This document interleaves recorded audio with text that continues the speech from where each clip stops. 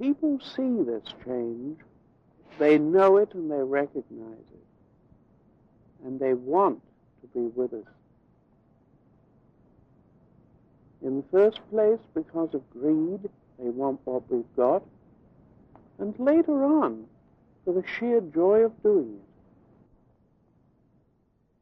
it. Here is the way in which to make an act of perfect contrition. May all the Buddhas and ancestors who have become enlightened have compassion upon us, or me.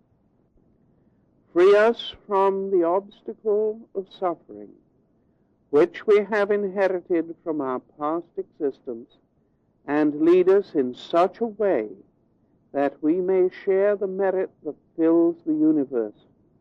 For they, in the past, were as we are now, and we will be as they are now in the future. The absolute guarantee of Buddhahood. The total recognition that those who have done this were as we are now. And we will be, if we keep this up, as they in the future. One of the most beautiful sentences in all of Buddhist liturgy. Hate and delusion. No one of us knows exactly when it started for us. All the evil is committed by my body, in my speech, and in my thoughts. I now confess everything wholeheartedly to myself and to the Eternal, and I'm going to do something different. This is all the meaning of Sangha. You can see the importance of the Eightfold Path: right thought, right speech, right action, which all comes out of right meditation. And all the evil committed by me is committed by my body, speech, and thoughts. Because you didn't think, you did something. How many times have you said, I didn't think, I just did it? If there had been right meditation, there would have been right thought. We would have been careful what we said, and we most certainly would not have committed an act. So we come back, we telescope back through the confession to where we should have been in the first place, right meditation. And that is what we are going to do something about. Never doing these acts, words and deeds and thoughts again. By this act of recognition of our past behavior and our contrition, therefore, we open the way for the Buddhas and ancestors to help us naturally. Bearing this in mind, we should sit up straight in the presence of the Buddha, in the presence of the Eternal, and repeat the above act of contrition, thereby cutting the roots of our evil doing. Now, in the Far East, on confession night, as I said, they have these big halls and corridors full of the hells and what goes on in the hells, and ceremony takes place in the dark,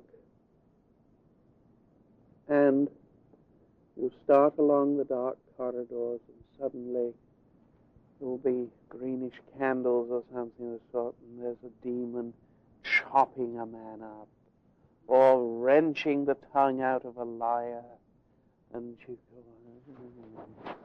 And suddenly there's a picture of a bodhisattva. There sits a monk as a bodhisattva with a candle and incense, and he or she will offer you a little piece of paper on which is written this confession verse. They say nothing, they merely bow. And you go on, and there are more hells everywhere. But you have had hope. Kanzeon, the aspect of compassion in Buddhism, has shown you that there is a way out. And you go through more and more hells, and you'll find a quarter of somebody on a chopping block, and maybe a couple of demons weighing someone against a colossal boulder, and you know the person's still heavier than a 5-ton boulder, and one's scratching his head and saying, how is this possible? I mean, look at this. I've seen all of these. They're absolutely fascinating, the way in which they teach the dangers of this, and you go on through these hells, and you come to the next bodhisattva, which is love, the aspect of love in Buddhism.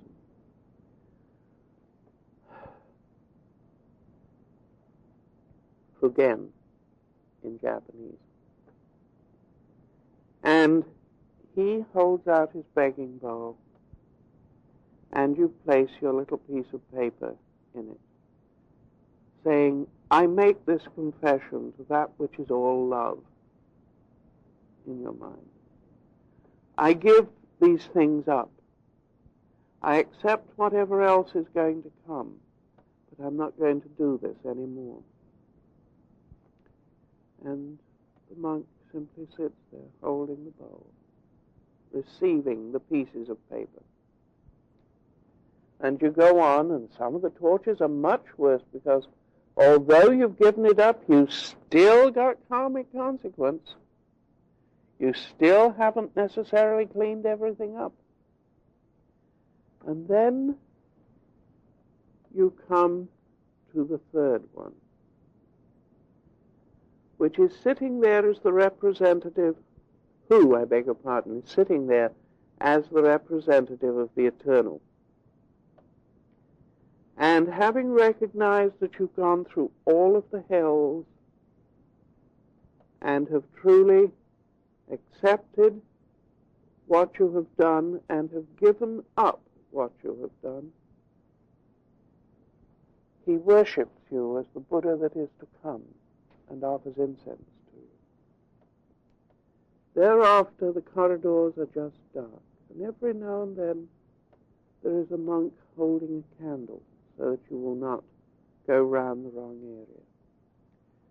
You then come out into the ceremony hall, and as each one leaves the dark corridor, the precentor, the chief musician of the temple, sings your praise for having gone through all the past, cleaned it up, and recognized your own Buddhahood.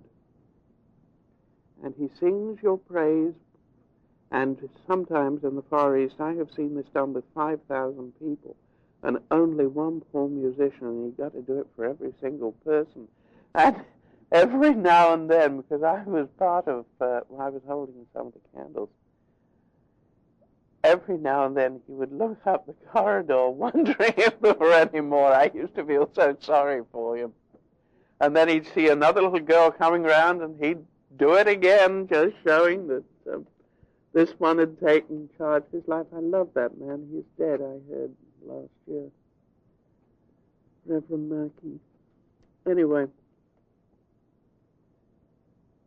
the ceremony, everyone sits down in the hall, having been congratulated for what they've done, and the three who represented the eternal, Fugen and Kanzeon, compassion, love, and wisdom, come out, and a great cauldron is brought. Now, a lot of temples burned down at this particular ceremony. So nowadays, the Japanese and the Chinese governments are very, very insistent that a fire engine shall be there on the night, which is rather unfortunate. However, the cauldron is brought, and the three light the pieces of paper and drop them in the cauldron, thus burning up forever the past karma. Now, the character mu, which has been variably translated as nothingness, emptiness, etc., comes into it here. The character represents a fire that is consuming everything. The character, therefore, implies immaculacy, nothingness, emptiness, cleanness, purity, purification, as applied to the ceremony of Sangye. It implies the ending with the purification of the fires of compassion, love, and wisdom. It implies the ending of old behavior. But one should remember, as Keizan very clearly states in the Denko-Roku, that one's old karma can still work upon one. And if you wish to continue to train as thoroughly as possible, it's very important to keep this recognition in mind. You really must keep that in mind. One's old training, one's old karma can still work upon one. You can make it work for good, as the person that I spoke of, who gave herself a penance each time she messed up. You can make it work for good, but also recognize that it is there and that it is actually happening. Because what you were 20 years ago still affects to a certain extent what you are now. And you need to remember that. Unfortunately, we don't seem to throw anything out of our heads. We should keep this in mind. So, that is the second ceremony. And it is the second chapter of the Shushogi. The big procession that takes place before this ceremony in the Far East is done barefoot. We have not been able to do that in Shasta as yet because we had not got a cloister all round the temple. Besides, I think it would be a little difficult because our cloister is cement and theirs were polished wood. There was a problem with polished wood. People frequently become very emotional, as one can believe with a ceremony of this type, and they can slide sometimes on polished wood. So I personally think that it is better to use slippers. But if you are ever in the Far East and you see one of these ceremonies, they will do it barefoot.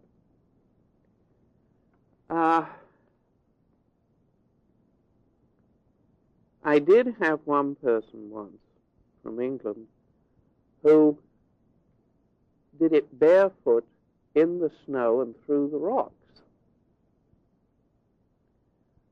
whilst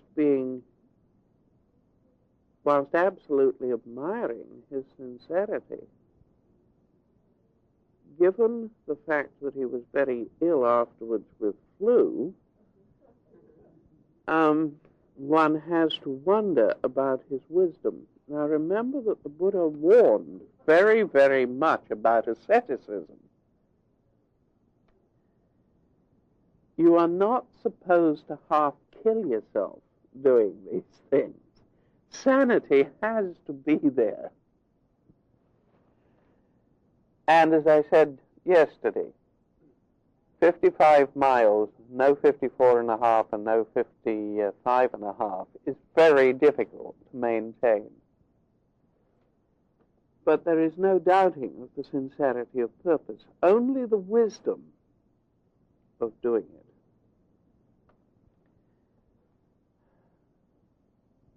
it. In Japan, they usually do not have the big pictorial scenes, the big statues of the hells.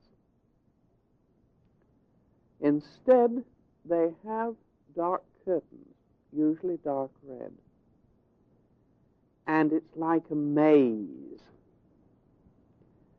And every few yards, there's a tiny little candle held by a monk, so that you are going through the darkness until you reach the three monks who sit as compassion, love, and wisdom.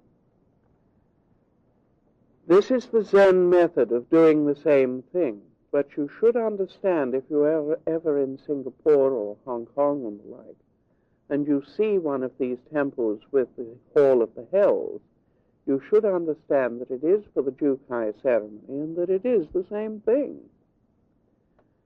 The reason why is because in meditation, in Soto Zen, one sees all the hells one has created for oneself inside oneself when meditating. As I said earlier, I spoke to you, remember, of remembering some of the things that may have happened in your childhood. Therefore, you go through the dark curtains and these things come up as pictures within you of what you have done and the realization of how much you want to be rid of them. One does have to be careful in putting the curtains up so that people do not become frightened, because sometimes it is more frightening in the dark, in more or less total darkness, than it is to suddenly come across a demon holding an axe in the air over a wax statue. I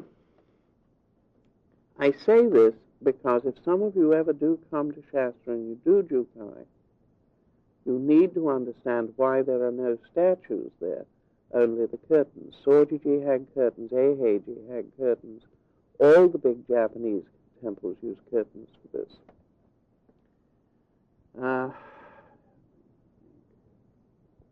And, of course, as I said, we do not go barefoot. The next thing that happens, again, we'll be able to do it this way in future because we've got enough cloister, is you spend another day in meditation, all-day meditation, and attending ceremonies. The only thing that can change the time of ceremonies, and sometimes this confuses people because they want to know why we haven't kept to the schedule. The only thing that can change the schedule is if there's a thunderstorm. None of these should be done in a thunderstorm, because you've got enough going on without having lightning flashes and possible strikes. So if there is any possibility of thunder or lightning, the ceremonies are cancelled to another day. The third ceremony that takes place is the bloodline ceremony. That takes place after you have done another day of meditation and living as the monks do, the celibate life and the vegetarian life, attending ceremonies and doing much meditation. By the way, this usually takes place in April. The first week I was in Sojiji, it was just starting, and I was expected to do it straight away because it was automatically presumed that as a Buddhist who had been the chief lecturer of the London Buddhist Society would know all about it. Those were famous last words. England had never heard of it. And when I told them that this was happening, they told me it couldn't be. Buddhism didn't do this. Well, it's been doing it, to my knowledge, since about 200 years before Christianity. So, never mind. Anyway, let's look at the third chapter. The third chapter, receiving the precepts. Receiving is not quite the right word. It means, however, what I was trying to say was receiving within one's blood and bones, having made this decision, having made this determination, having heard the precepts and now having given up everything that was evil, one now took those precepts and made them part of one's blood and bones. One really received the precepts. After recognizing our evil acts and being contrite, therefore, we should make an act of deep respect to the three treasures of Buddha, Dharma, and Sangha, for they deserve our offerings and respect in whatever life we may be wandering, which could also be interpreted in whatever job we are doing in the world. The Buddhas and ancestors transmitted respect for the Buddha, Dharma, and Sangha from India to China. If they who are unfortunate and lacking in virtue are unable to hear of these three treasures, how is it possible for them to take refuge therein? One must not go for refuge to mountain spirits and ghosts. One must not go chasing after past lives and see if we can find out who we were, because it's not us anyway. It's just part of the handful we've picked up.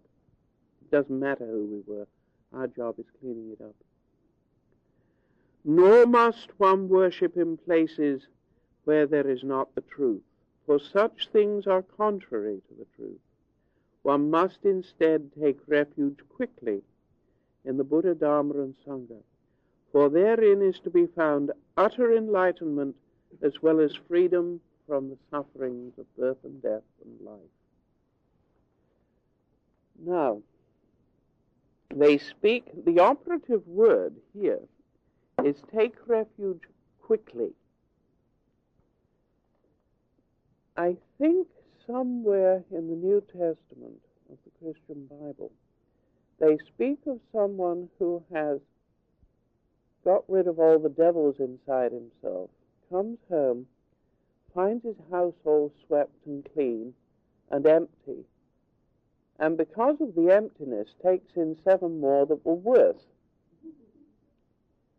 Now, that is actually a very Buddhist statement as well, because when you've got rid of this stuff, you better take refuge in the eternal very fast and in what the eternal preaches. Otherwise, you are going to be casting about, well, what do I do now?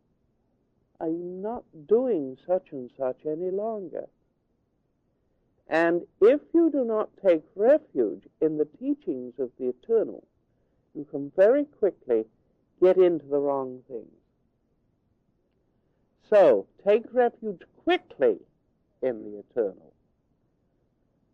Don't sit there for the entire day saying, well, I'm never going to do this again, or I'm going to try not to. Now, what do I do? Because that, you know the old statement, the idle mind is the devil's workshop. Watch it. It can get in very fast. I have warned people of this far more often than you might think. A pure heart is necessary if one would take refuge in the 3 treasures. Having cleaned yourself by confession, it is imperative to take refuge quickly. I used to work as an organist. I was a professional musician before I became a monk. And one of the Church of England parsons I worked for said something that I've always remembered, and that was that immediately after taking communion was the time when most people started to sin, because it was the time when they felt they were purists, and therefore they didn't terribly much notice what they were doing. Now that fits in very, very much with what I've just said. As soon as you're cleaned up, if you do not take refuge immediately, you can get very badly caught.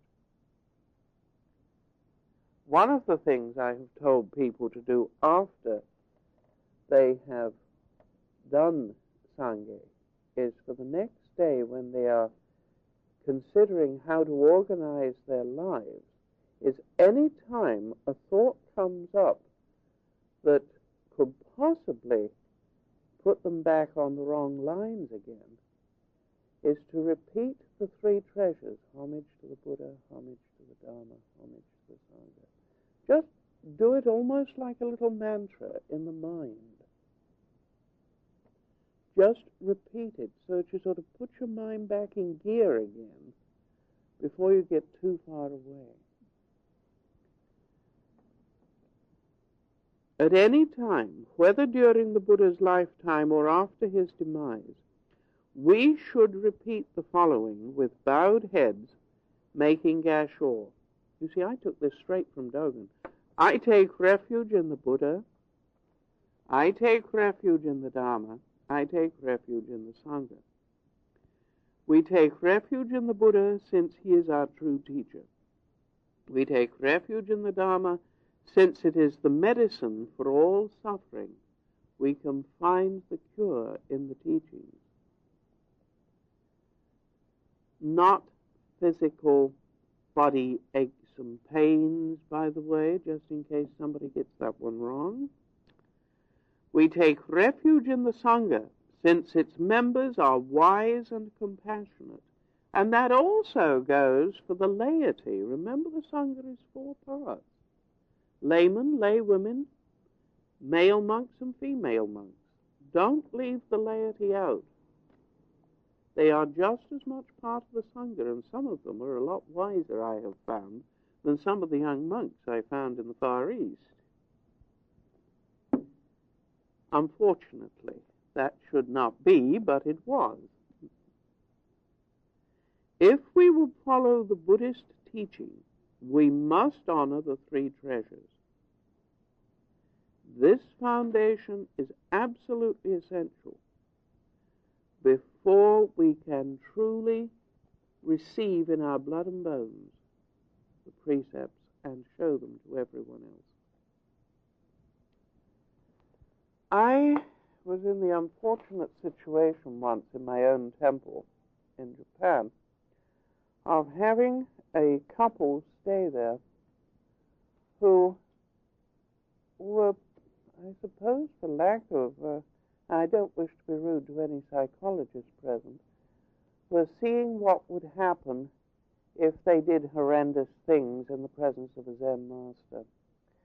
And on one occasion I found them copulating on the haiseki, which is the worshipping seat in front of the altar. And I walked to the gong, and I hit it 3 times, repeating the 3 refuges, and I walked away. And every half hour or so I would walk into the hondo and do this whilst they remained in my house. It put my brain back in gear. It stopped me hitting them over the head, which was the first instinct that came up. And I didn't break the precepts, and to this day the pair of them are thoroughly ashamed of what they did. In the late 60s, there were people who said they were psychologists who went around seeing if they could test Zen masters in order to debunk them, as they put it. These were not the only 2.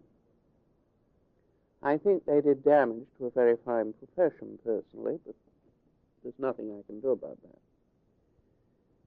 that. They did some very serious damage in Thailand whilst I was there, in that they fed a lot of elderly and fairly important monks LSD in their begging bowls to see what would happen. And most of the monks became extremely sick and ill. Unfortunately, they were Americans, and it did not endear America to the Thai priesthood. I tell you these things because if some of you do ever go